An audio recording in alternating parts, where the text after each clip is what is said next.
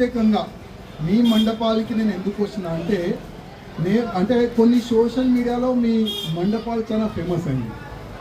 Famous దేని గురించి ఏంటంటే నీలో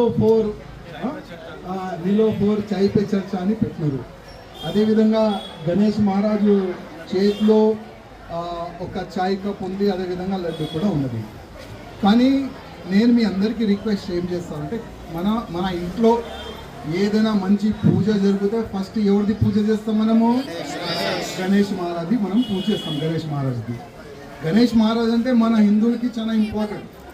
ఏదైనా మంచి కార్యక్రమం జరుగుతూనే ఆయన గణేష్ మహారాజు పూజ చేసుకుని మనం ముందుకెళ్తాం. కానీ చాలామంది ఇప్పుడు యంగిస్టర్కి ఏంటంటే ఏదో ఒక మంచి కాన్సెప్ట్ పెట్టాలి, అందరి దృష్టి మన మండపాలకి పడాలని మీ ఉద్దేశం చాలా మంచిది. కానీ ఏంటంటే మన ధర్మద్రోహులకి వేరే విధంగా వాళ్ళు కామెంట్ చేస్తున్నారు.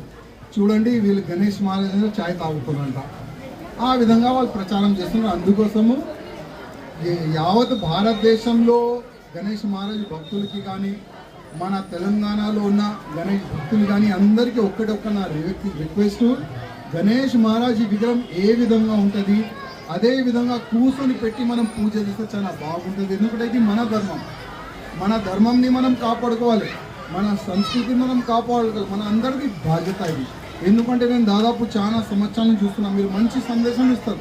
భారత మాత ఒక్కసారి కూర్చొని పెట్టినారు, అదేవిధంగా గోమాతాది ఒక్కసారి గణేష్ మహారాజ్ పెట్టినారు, కమలపు దశావతారం అని మంచి మీరు సందేశం ఇవ్వడానికి ప్రయత్నం చేస్తారు. ఈ ఉద్దేశం కూడా మీ వేరేది. కానీ కొంతమంది ఏంటంటే వేరే విధంగా దీనికి ప్రచారం చేస్తున్నారు. గతంలో కూడా గణేష్ మహారాజ్ పుష్ప రూపంలో గణేష్ మహారాజ్ కూర్చొని పెట్టారు. ఇప్పుడు మొన్న కాంగ్రెస్ వాళ్ళు రేవంత్ రెడ్డికే విగ్రహం తయారు చేసి కూర్చొని పెట్టినారు. ఇది చాలా తప్పు, దానికి మేము వ్యతిరేకిస్తున్నాం. ఇమీడియట్గా విగ్రహాన్ని మార్చేసినాం.